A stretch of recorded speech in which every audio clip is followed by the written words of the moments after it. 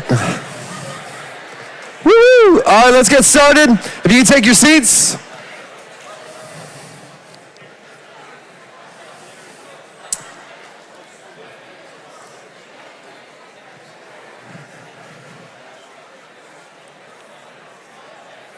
All right, it's a privilege to have Nancy Pearcey here with us.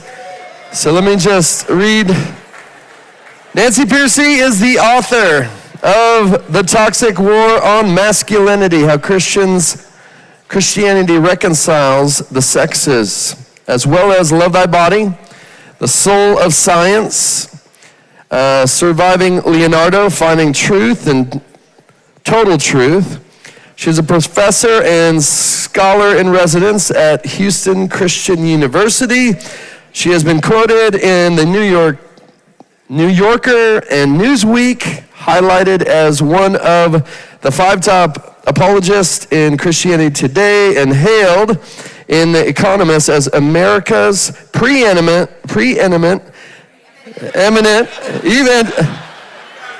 I can't see right now. I need glasses. I'm sorry.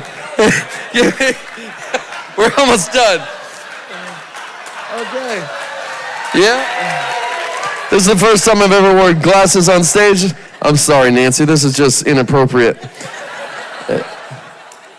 Hailed in The Economist as America's preeminent evangelical Protestant female intellectual. So, with that, let's welcome Nancy Pearcey to the stage.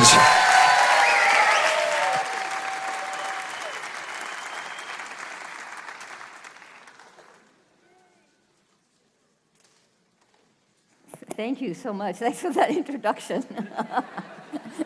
Appreciate it. This has been a great conference so far. I've met people from so many different countries, and I really appreciate that. I used to live overseas. I lived in Germany and Norway and, well, Switzerland when I was at L'Abri. But I have to tell you, I was a little surprised that you made the breakout session, Love Thy Body, and the whole session, the plenary session, Masculinity. But I shouldn't have been surprised because it turns out that Masculinity, this book, has been the most controversial book I've ever written. And that surprised me, right? Because those of you who were here in the last session know we talked about abortion and homosexuality and transgenderism. And this book has proven even more controversial. And so, to my surprise. And so, people's first question is, why did you write this book? So let's start with that. My eye was caught by, let me see if this works now. No, I'm sorry, it didn't. It went 3 slides up. Yeah.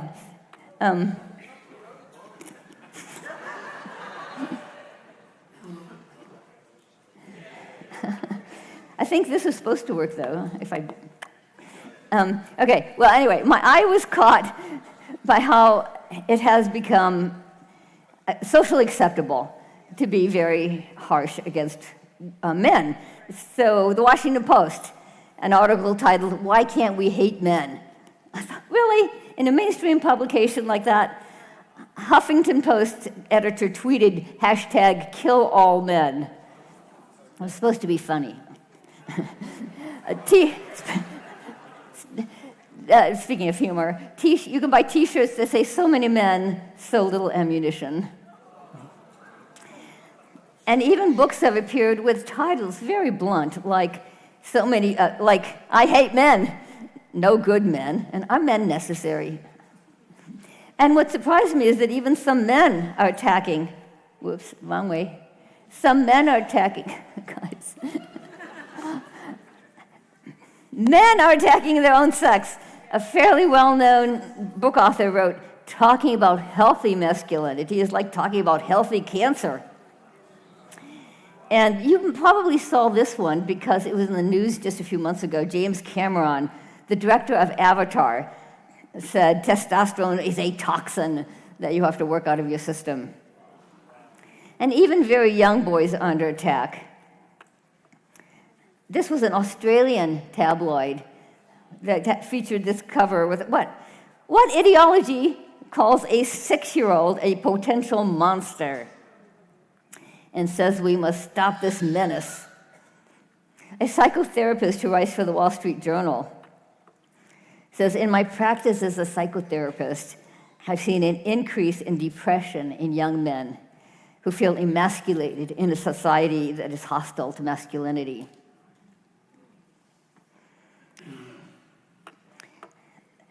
Let me give you the survey, 2020. A survey found that half of American men, 50%, agree with the statement, these days society seems to punish men just for acting like men. And then there was a larger one, an international study. 24 countries found 60% of men agree with the statement, society has gone so far in promoting women's rights that it is now discriminating against men. Now, whether you agree or not, that's a lot of people who think men are getting a bad deal these days. Ironically, this may be one reason that boys and men are in fact falling behind.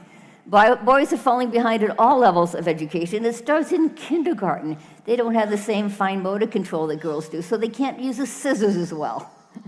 And all the way up through high school, boys are getting lower grades, lower test scores. Universities, did you know that they're now averaging 60% female students and only 40% male students? And the numbers are even lower for how many graduate. But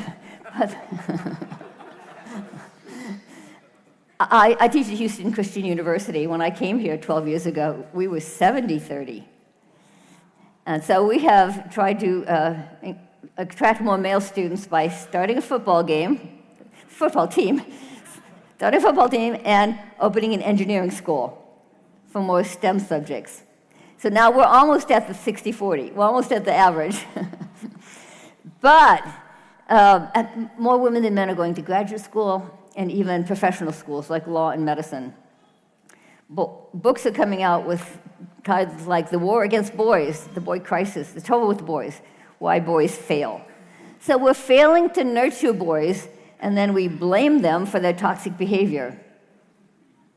And once they're adults, did you know that men are falling behind on several measures, both relative to where they used to be and relative to women? So, for example, men are more likely to be addicted to drugs and alcohol, to be homeless, to commit suicide, to suffer mental illness, and to end up behind bars. Right? Some 90% of prison inmates are male. Men are even dropping out of the workplace. It's not showing up in the unemployment statistics because they stopped looking for work. And so the researchers had to dig deeper, and they now tell us that male unemployment is at Great Depression era levels. That was a bit of a shock, because we all remember what a crisis that was. Even men's life expectancy has gone down. Women's has stayed the same, so it's not a general trend. And one magazine had an article on it saying being male is now the single largest demographic factor for early death. So how do we respond? Let me start with the good news. Cheer you up a little. We've all heard that Christian men are, if anything, exhibit A of toxic masculinity, right? That the idea is that any sort of male headship in the home, in the church, turns men into overbearing, tyrannical patriarchs. It was very easy for me to find examples from my book, but I'll just give you one. So this is the co-founder of the Church Too movement, which followed the Me Too movement. And she says, the theology of male headship feeds the rape culture that we see permeating American Christianity today. But social scientists were listening to these accusations, and they asked, where's your evidence? You're making these charges, but where's your data? So they went out and they did the studies. In my book, I quote about a dozen different studies, and they found that evangelical men who attend church regularly they actually test out as the most loving and engaged husbands and fathers. Whoops. And by the way, they're more loving to their wives, and yes, they do ask the wives separately.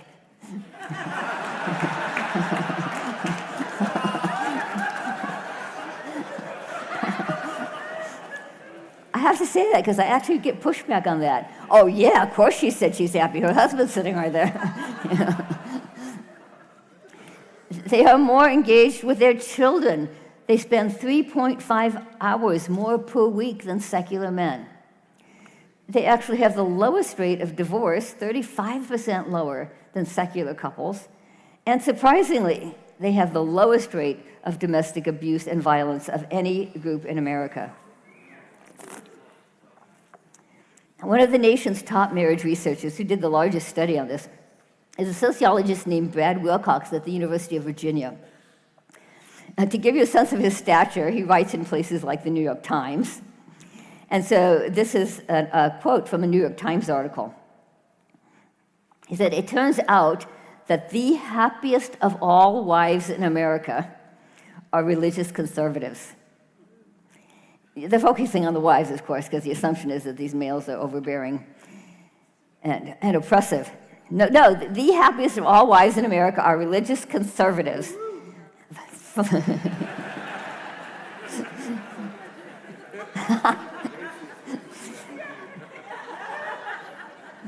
Fully 73% of wives who hold conservative gender values and attend religious services regularly with their husbands have high-quality marriages. And yes, this got quoted in the New York Times. Wilcox then turns to his secular colleagues, and this is actually my favorite part of the quote. He says, "Academics need to cast aside their prejudices about religious conservatives and evangelicals in particular. Conservative Protestant married men with children are consistently the most active and expressive fathers and the most emotionally engaged husbands." By the way, if some of you are Catholic, they did study Catholics too and found similar results. This is not a pep talk from some religious leader. These are the results of a rigorous empirical testing. These are evidence-based findings, and we should be confident in bringing them into the public square and showing that they totally debunk the secular narratives. That Christianity does have the power to reconcile the sexes, as I put it in the subtitle.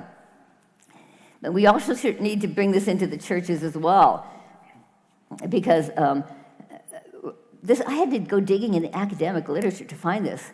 It's not out there yet. It's not out in the public at all, even in the churches. I had to read academic journal articles to find most of this.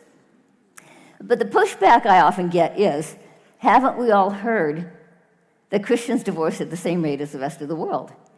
Right? Haven't you all heard this? I'm doing a lot of podcasts, and some of them are with pastors who say, "I've used that." In fact, in my research, I found that it is one of the most widely quoted statistics by church leaders today.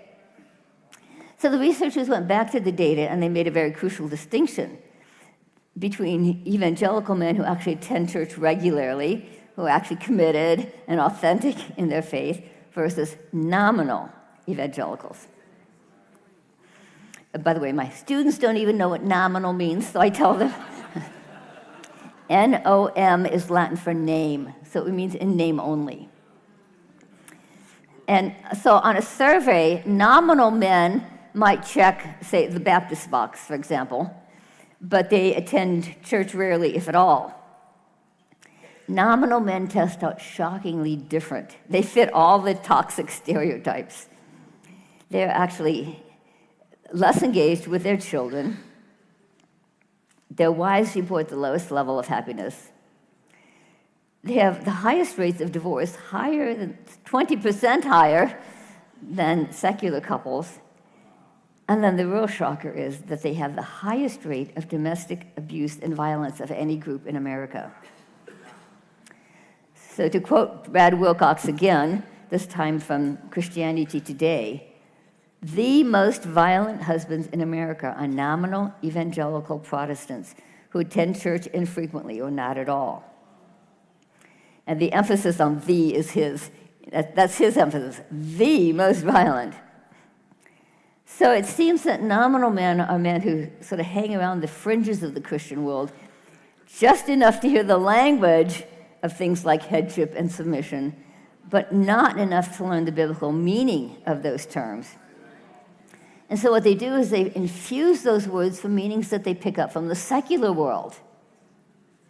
And so this is really the challenge to the church right now. On the one hand, how can we affirm men who are doing well? I mean, the statistics are in their favor.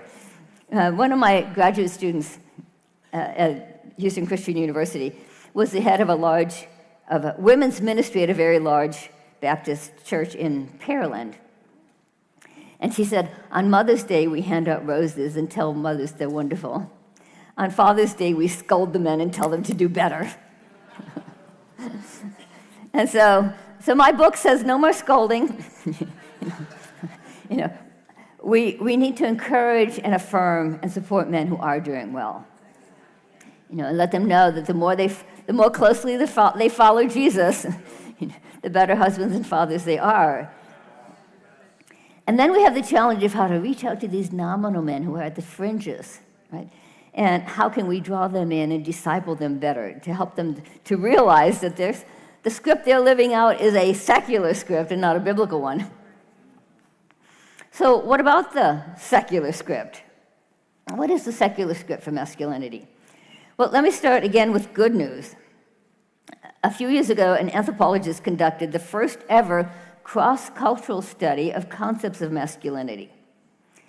And what he found is that despite differences in different cultures, all cultures actually share a universal code for manhood. He calls them the 3 Ps, that the good man is the one who provides, protects, and procreates. That is, become a father, right? Build into the next generation. If you're not a biological father, mentor the next generation. So across the globe, men seem to have an innate, inherent sense that their unique masculine strengths, we're not giving them to get whatever they want, but to provide, protect, to care for those that they love. And so this study does give us a better strategy on how to deal with these issues, because men do not respond very well to being called toxic, right? Nobody would. So the better strategy is to ask, how can we tap into that innate sense that they have, what it does mean to be a good man? How can we support and encourage and affirm them in living up to the ideal that they already hold? Now, let me give you another study. This was by a sociologist, and it found that there are actually 2 contradictory scripts that men are picking up today. Now, this is a sociologist who speaks all around the world, and so he came up with an ingenious experiment where he asks young men 2 questions. First, he says, what does it mean to be a good man? If you're at a funeral and in the eulogy, somebody says he was a good man, what does that mean? All around the globe, young men had no trouble answering that question. They would immediately start listing things like honor, duty, integrity, do the right thing, be a provider, be a protector, be responsible. And the sociologist would ask, where'd you learn that? And they'd say, I don't know, it's just in the air we breathe. Or if they were in a Western country, they would often say, it's part of our Judeo-Christian heritage. And then the sociologist would ask a follow-up question. He would say, what does it mean if I say to you, man up, be a real man? And the young men themselves would say, oh no, that's completely different. That means be tough, never show weakness, win at all costs, suck it up, be competitive, get rich, get laid. I'm using their language.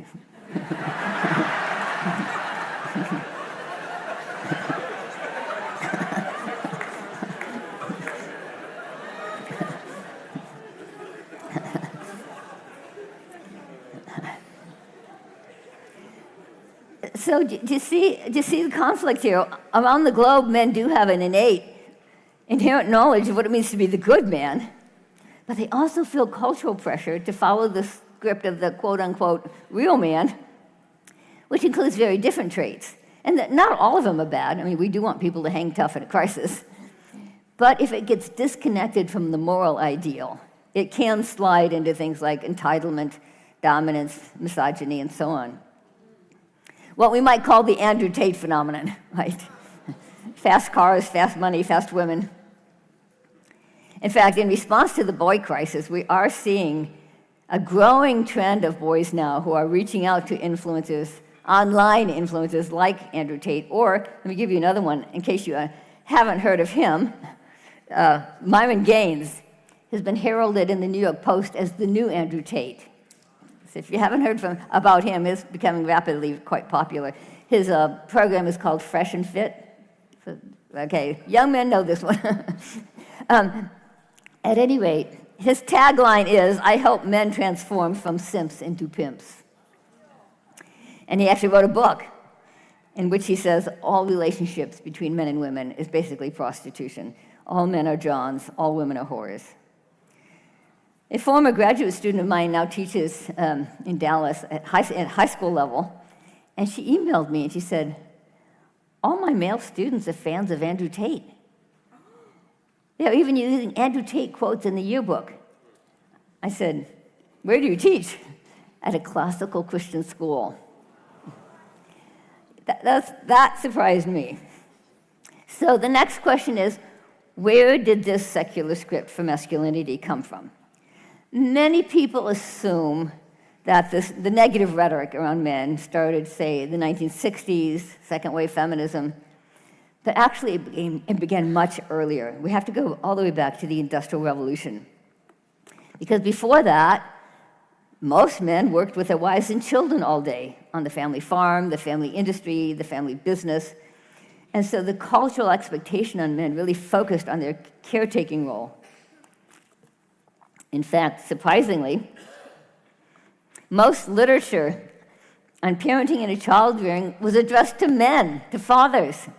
Now, if you go into a typical bookstore today, most of them are to mothers. In the colonial era, fathers were just as involved with their children as mothers were. Of course, especially sons, who were essentially apprentices in their father's trade or craft. And even secular historians say masculine virtue was defined as duty to God and man. So how did we lose this concept of masculine virtue? Well, the Industrial Revolution took work out of the home, and men had little choice but to follow their work into factories and offices. And for the first time, men were no longer working with their family members, people they loved, then had a moral bond with. Instead, they were working as individuals in competition with other men, which was a very different environment, as you can imagine. In the literature of the time, we start to see people protest that men were changing. They were losing the caretaking ethos of the colonial era, that they were becoming egocentric, self-interested, aggressive, greedy, and acquisitive, again, to use the language of the day, and that they were even turning financial success into an idol. This is when America was beginning to secularize, and so men were essentially turning their jobs into their idol. I was surprised how many people said that in the 19th century. And this 19th century is when we first start seeing negative language applied to men, and especially to fathers. With fathers out of the home all day, they were not as tuned into the family dynamics. They were not as aware of their children's needs. So already in the 19th century, fathers began to be portrayed as out of touch, irrelevant, superfluous, and incompetent. In other words, the seeds of the Homer Simpson stereotype. That's when that trend began. Father absence especially affected boys. They no longer had a day in, day out model of what it meant to be a man. So that a sociologist writes, for the first time in American history, young men experienced an identity crisis. A historian says, boys grew alienated from their fathers and, as a result, from the world of adult males. I mean, girls were affected too, right? But at least they had the mother in the home, as a day-by-day model. Robert Bly is the founder of the contemporary men's movement. His book was on the New York Times bestseller list for about a decade. And he says, the love unit most damaged by the Industrial Revolution is the father-son bond. And so he calls it industrial fatherlessness, meaning that fathers were technically still in the home, but they were just gone all day. Commentators at the time noticed that boys' behavior was growing worse. They were growing up without their father's supervision. They were becoming wild and unruly and unmanageable. A leading psychologist of the day wrote, "Never has the American boy been so wild as now, and never in the world have so many young cubs been so half-orphaned. Half-orphaned because their fathers were not there, and left to female guidance in family, in school, home, and church." We're so used to fathers being out of the home that today we no longer realize what a shock it was. It was experienced as traumatic. In the 19th century, there was a huge outpouring of books and articles that lamented missing fathers. People felt like the family had been hollowed out. Parents Magazine, 1842. "The greatest source of domestic sorrow is paternal neglect. The father toils early and late and finds no time to fulfill his duties to his children." The president of the Women's Christian Temperance Union, who some historians say was the most influential woman of the entire 19th century, said father absence was the central problem facing the family. And she wrote, "God is a father. But how many families are there where the prototype of the divine is practically absent from Sunday to Sunday?" The most striking feature of child-rearing manuals is the disappearance of the reference to fathers. This was also the time when American society was growing more secular. After the Industrial Revolution, there emerged these very large public institutions like factories and businesses, financial institutions, universities, and of course the state. And people began to say that that morality had no place in the realm of politics, business, and industry, that the public sphere should be value-free. In other words, don't bring your private values into the public realm, right? Which is what we still hear today. And because it was men who were getting that secular education and working in that secular sphere, they became more secular in their thinking before women did. Here's one historian. By the way, none of these are Christian historians, by the way. But he says, "Exposed to a competitive, acquisitive economic world, and often to a secular education, many men lost an active religious sense." So this is when the secular script for masculinity really took hold. And in my book, I go through several stages, but the one I like to focus on is the rise of Darwinian evolution. And that was a bit of a surprise, because most of us think that's about science, right? But the social Darwinists said that in the struggle for survival, the men who came out on top were ruthless, brutal, savage, barbarian, and sexually predatory. In an earlier age, Christianity had urged men to live up to the image of God in them, but social Darwinism urged men to live down to what they called the beast within. And this is not just historical. Social Darwinism has come back today. It has a new label. It's called evolutionary psychology. But it sends the same message. There's a best-selling book called The Moral Animal. Best-selling. And the author says human males are by nature oppressive, possessive, flesh-obsessed pigs.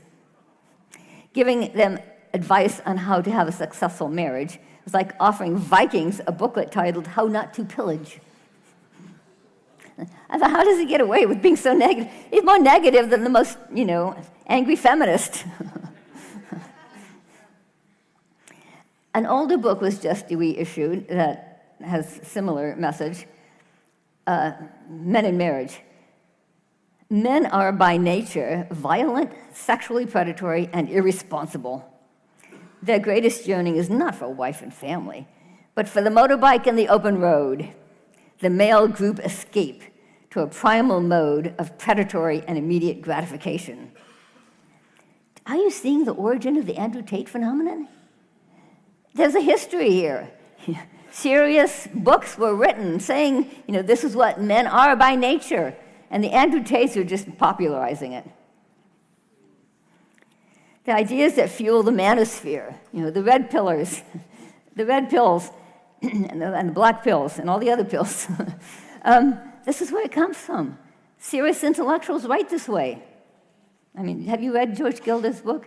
He's a serious intellectual. Let's talk about solutions. If the alienation of young men began when fathers started working outside the home, the long-term solution has to be reconnecting fathers to their sons. One psychiatrist puts it this way: we're not going to raise a better class of men until we have a better class of fathers. Boys who don't have fathers, you probably know the stats. They're more likely to have problems in schools, to run away from home, to be addicted to drugs and alcohol, and to end up behind bars. As this sociologist puts it, boys raised by traditionally masculine fathers generally do not commit crimes. Fatherless boys commit crimes. Did you know that growing up without a father has a greater impact on crime than race, poverty, or education? And today, about 40% of American children are living apart from their natural fathers. 40%, it's the highest rate of single parenthood in the world. What a thing to be the highest on. Let's look at some of the positive data. There was an award-winning 35-year longitudinal study that looked at how parents are successful in passing on their moral, spiritual, and religious principles. And the study found two surprising results. First, having a close bond with we skipped one. Oh, no, I went the wrong way. There it is. Having a close bond with the father matters more than a close relationship with the mother. And my female students say, well, that's not fair. I said, well, it's a fact.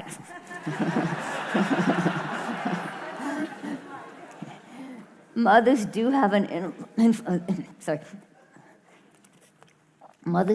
influence, of course.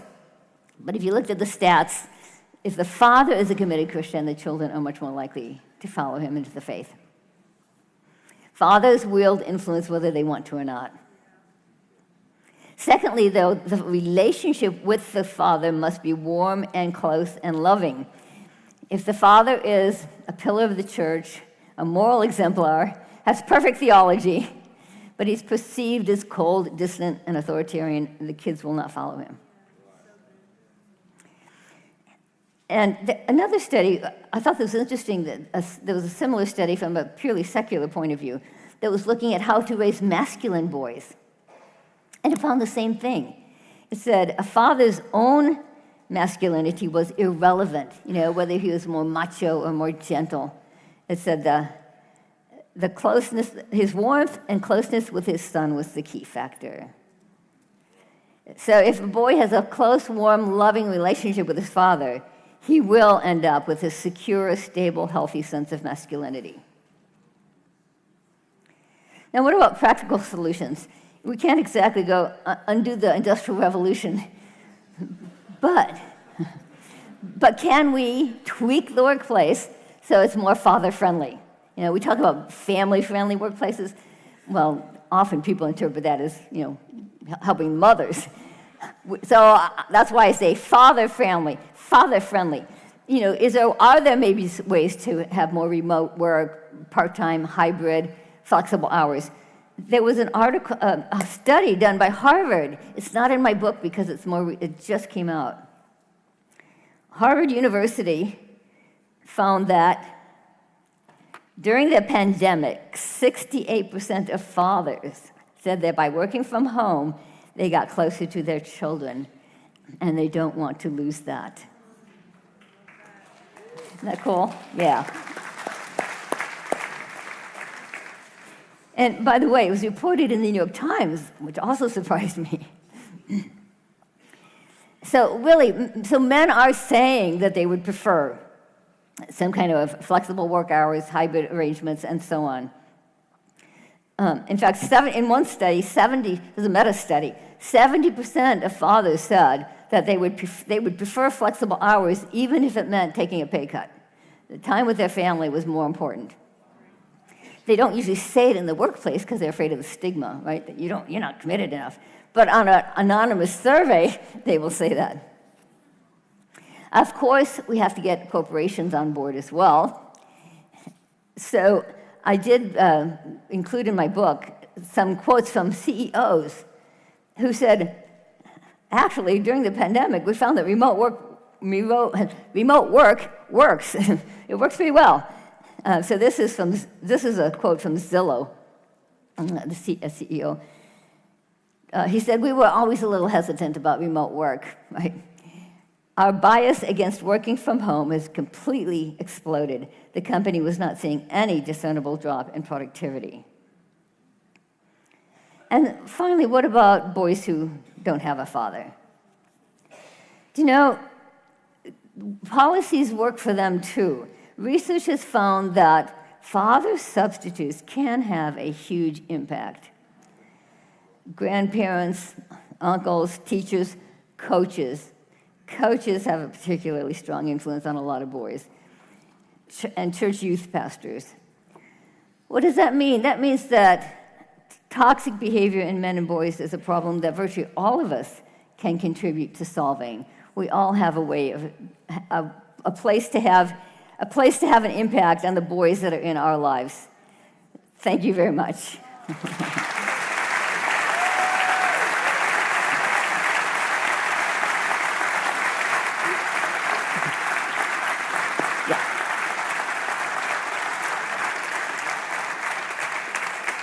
Nancy, thank you so much. You really served us well.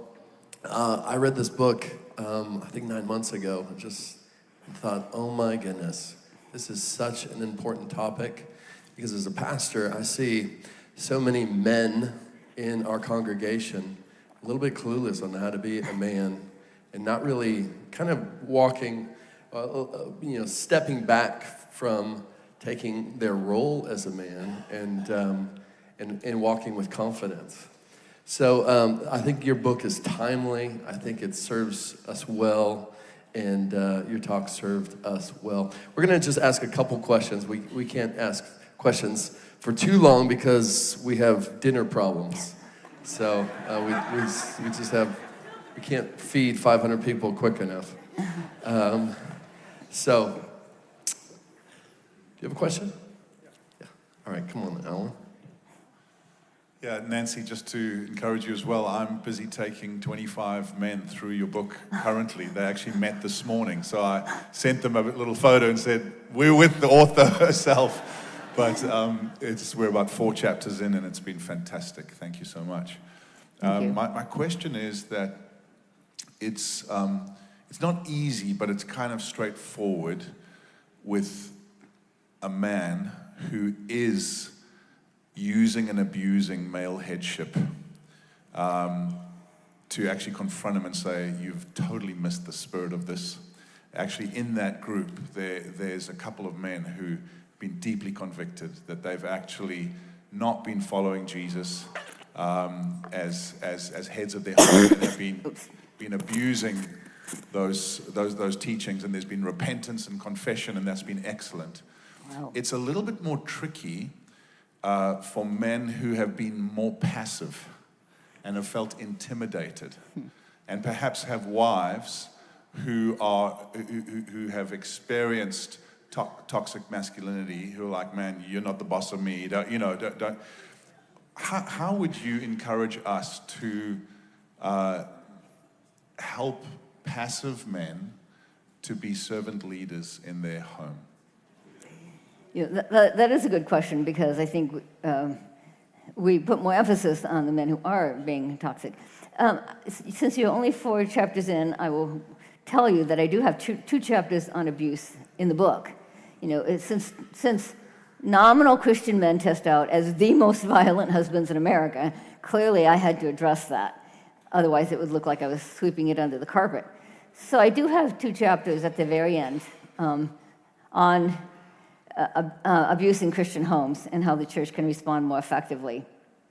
So those of you who want to read, I wrote it at the right time, because up until now, most of the advice given to women, given to couples in crisis, has been the woman needs to change. If she would just be more submissive, if she would be more loving, if she would cook his favorite foods, if she would have sex more often, he will blossom into the man you want him to be, as one pastor put it to a woman who's being abused. And that's not realistic. That's not human nature. Right? If somebody's willing to hurt somebody else to get what they want, that person is a bully. And we know that if you acquiesce to bullies, if you try to appease them, if you try to placate them, that they usually get worse. They escalate. And so fortunately, there are more and more books coming out from a Christian perspective saying that's not the answer.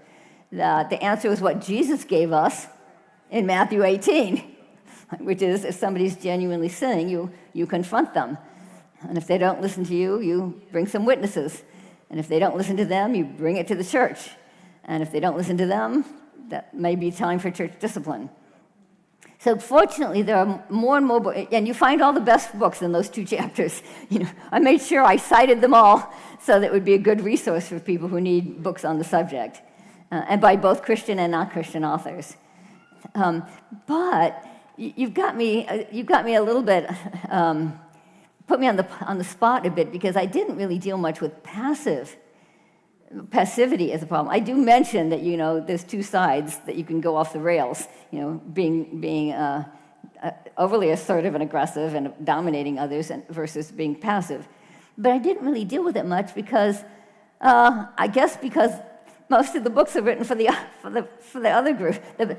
Most of the books are written for the people who are being abusive.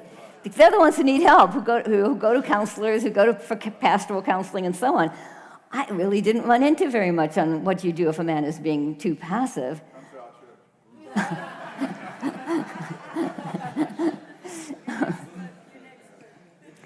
The next book.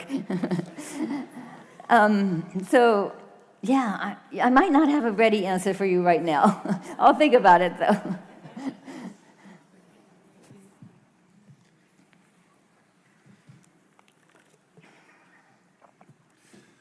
Nancy, thank you for your excellent talk. We're mostly, so there's a room full of pastors and church leaders. What one thing, maybe one thing's unfair, what would be your top things in terms of what can we do in local churches? We represent a broad spectrum, obviously a lot of Americans, I'm from the UK, there's people from around the world. What would you say we should be doing most helpfully in our churches to help counteract what you've been describing? Yeah, off the top of my head, there's 2 things. I was surprised in doing my research to find out that most churches do not have a men's group. I thought all churches had a men's group.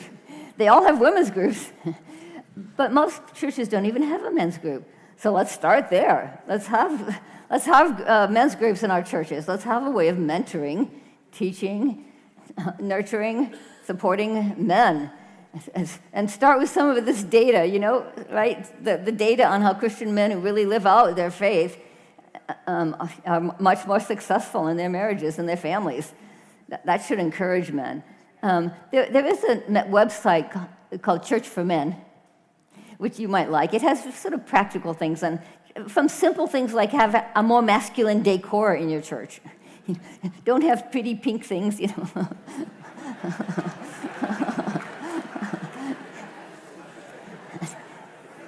And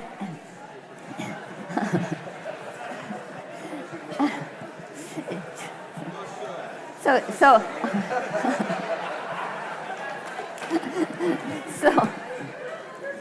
churchformen.com, I think, or .org, I forget, but Church for Men. And it's run by a man who wrote a book called Why Men Hate Going to Church. And it's a good book. And it's not deep philosophical, but it's a good book to get started on why men hate going to church. So that's a good place to start. The second place to start is I would really like to see churches have ministries to fatherless boys. I think it's time for us to start ministries to fatherless boys, to make that a higher priority. To hook boys up with a male mentor, an adult male. And there's talk now. If you want a book that's come out after my book, it's called Of Men and Boys. It's by Richard Reeves at the Brookings Institution. And what's significant about the book is that it's the first time a liberal has written on this topic. Somehow caring about boys and men has got coded conservative. I'm not sure why, but if you cared about boys falling behind in school, you were told that you were conservative and you don't care about girls. By the way, girls got ahead partly because we gave them so much support. Title IX, and what was it, 1972, and then 1994 Gender Equity Act poured millions of dollars into development of curricula that was supportive of girls, into equity workshops, into training materials. There's a reason girls pulled ahead. The idea, though, was they thought they would pull girls up to the level where boys were. They had no idea that girls would charge right past. And that's what's happened. Girls have charged right past and are now succeeding, they're succeeding far more than boys. So maybe it's time to have some programs for boys. That's another thing we can do, not just in our churches, but in terms of, working with our communities and our public schools and so on. Are there ways we can support boys? Richard Reeves of Boys and Men, a very secular writer, he even left the Brookings Institution to start his own organization called Association for Men and Boys. And so sign up, get his newsletter. They're going to be putting out research on, how we can help boys. But one of his main suggestions is, should we reconsider single-sex schools? Should we sometimes maybe pull boys out? And, girls mature faster. So that's another reason boys feel like they're incompetent and falling behind. It's just a biological difference between boys and girls. So there are ages at which maybe single-sex schools would be good. Well, why not churches? Single-sex groups for boys as well. So I would like to see, all that to say, I'd like to see churches put a higher priority on ministering to fatherless boys.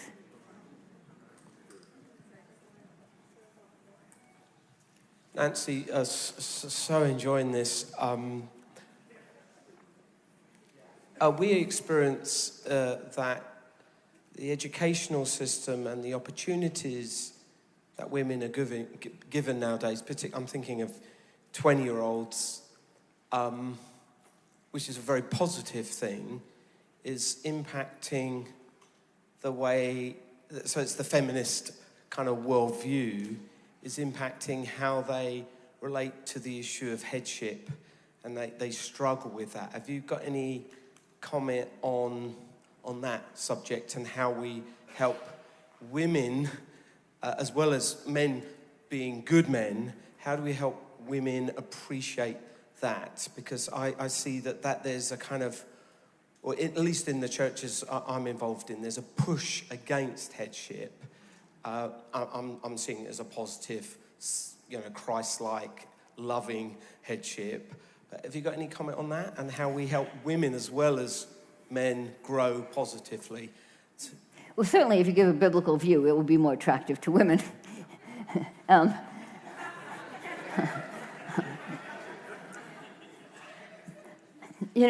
actually became more conservative in writing this book by writing the chapters on abuse, because I came to see that we need to acknowledge the differences between men and women. I still have young feminist students who say, oh, there's no difference between men and women. That's all a social construction. It's time to say, no, there are actual biological differences between men and women. Men are bigger, stronger, faster. They have more fast twitch muscles. I had to learn that one. That means they can react more quickly. Because of testosterone, they're, on average, more aggressive and more risk-taking. And if we don't acknowledge that, there will be situations where a woman is in danger because a man is bigger and stronger. If they've been drinking, they're partying, and you're alone in a room with a half-drunk guy, this is dangerous. You need to acknowledge the differences between men and women so that you put moral guardrails up on that greater strength. On the one hand, you want to say this is good, men's greater strength is good, but it's also a danger for women. There are some women who I'll give you an example. There was a woman who's was a very well-known liberal writer, Louise Perry. So Louise Perry, she's British. She was known as a very leftist writer, writes for the New Statesman. And now she's become conservative on these issues. And you go, what happened? She worked at a rape shelter. So she was face to face with women who were physically overpowered by a stronger man. And she came to realize we have to acknowledge the differences between men and women for women's sake, to protect women. Because if we don't acknowledge it, we won't put moral guardrails up. And so I would say, for women's sake, we need to acknowledge the differences between men and women. And, and we have to give men something positive to do with their greater strength.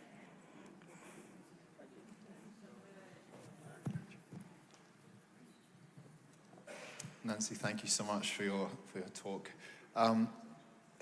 When I read your book, one of the things that most surprised and also dismayed me was the way you described the fact that in Protestant churches especially, if I understood it rightly, there's been a minority of men going back quite a long time, even before, for I think even centuries.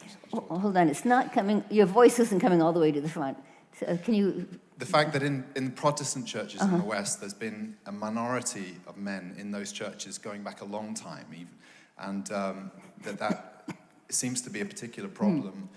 On the other hand, we have all these boys who are clearly drawn to something in models like Andrew Tate and others who've been influenced by Jordan Peterson more positively, I think. And I wonder if you could speak to the missional opportunity. The fact, I lead a church that's mainly young people in their 20s in central London, and we have an imbalance.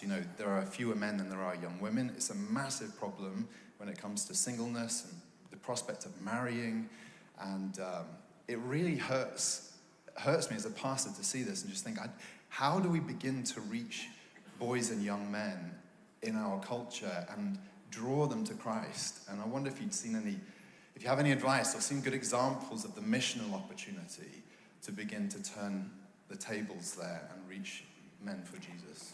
Let me repeat. Read the book, Why Men Hate Going to Church, and go to his website, Church for Men. But his recommendations are fairly superficial, though they work. I think the deeper issue is we need to teach the cultural mandate. So do you guys know what the cultural mandate is? That term? Theologians use that term. So many men think, when we call them to become Christians, we're calling them to come sit in this church pew, and sing songs. And that's just a little too narrow, right? That's sacred-secular split, right? We're asking them to jump up into the sacred area. But what do you do with the rest of the world?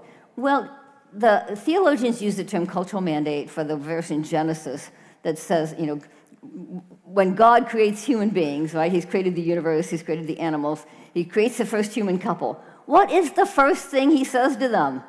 It's be fruitful and multiply and subdue the earth. And in the highly streamlined language of Genesis 1, we can unpack that, because be fruitful and multiply doesn't just mean the family, but anthropologists tell us all the social institutions grow out of the family. Right? So it becomes a clan, a tribe, a village, a nation. And you also need social institutions for purposes like you need a state, you need a school, you need a church, you need a marketplace. And so the calling there is to create all of the social institutions that make up a civilization. Subdue the earth means harness the natural resources. Right? So again, it usually starts with farming, but mining and technology and inventing computers and composing music. One of my students said, "Oh, come on, composing music." So I said, "I play the violin." What's the violin made out of? wood, and the bow, horsehair. So all the transcendent beauty you associate with music starts with harnessing the natural resources in creation. And so this is called the cultural mandate because what it says is God's original purpose. Remember, this is pre-fall. He's just created them. He's just telling them, why did I create you? What's your purpose? It's to create civilizations, to create cultures, to make history.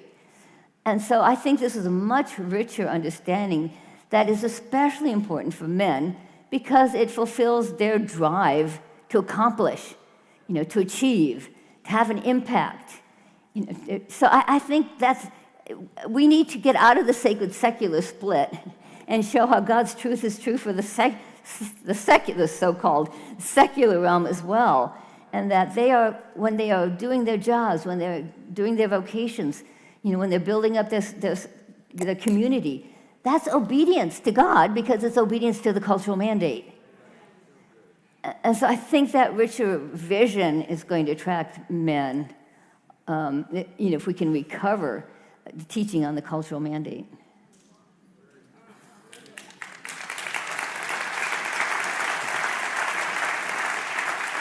Nancy, thanks so much. Really appreciate it. Can I ask a favor?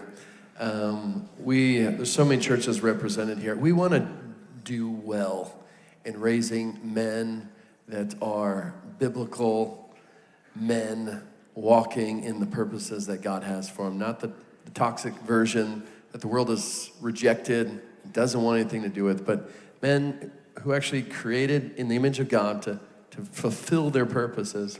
We want to raise men like that. Would you mind praying for all of our churches? We would really appreciate that. Yeah. Thank you. Thank you, Lord, for bringing people together from the entire globe, people who love you, who want to serve you, and who want to serve their people well. And we pray for this issue in particular, that you would raise up godly men, that you would equip these churches to reach out to men, to craft a message that is particularly geared toward men and to how your word and how your spirit brings out the masculinity, the true manhood, the good manhood in all of us. And we pray for women as well, that we will learn how to support and encourage men. Thank you for the data that we have now.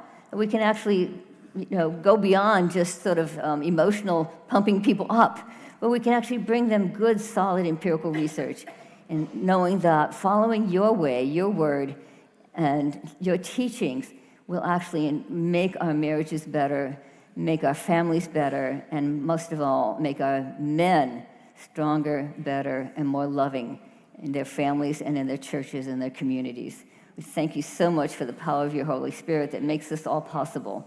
And in Jesus' name, we offer this whole conference up to you.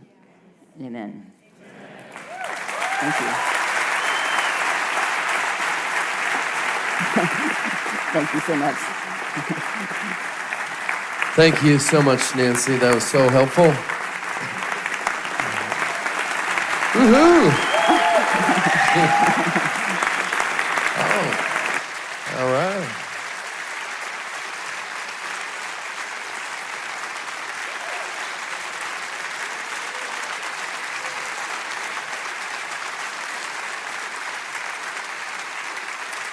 Woo! A standing ovation. Thank you for serving us. Thank you for living in Texas, Houston, Texas. All right. Okay, you guys, we are believing against all hope that we can feed all of you in a timely manner and not repeat last night. So we are ending right now, and we are going to start our next session at 7:30. So 7:30, there's a time change to our last session, 7:30. So from now till 7:30, we are going to eat. One more announcement, Nate. I give instruction for food. That's what I do. Yeah, you love me. It's food time. We got a couple different stations set up. It's the exact same food, but just to help with flow. And so if you're kind of in the front area up here, you guys are going to go out these back doors, and there's food out there. Tex-Mex. We got street corn. We got quesadillas. We got all sorts of good food out there. Yes, be excited. If you're in the back portion, you can go out the back and down outside, and you'll find food out there. Cool? Great. Go, have at it. Enjoy. Eat. Have fun.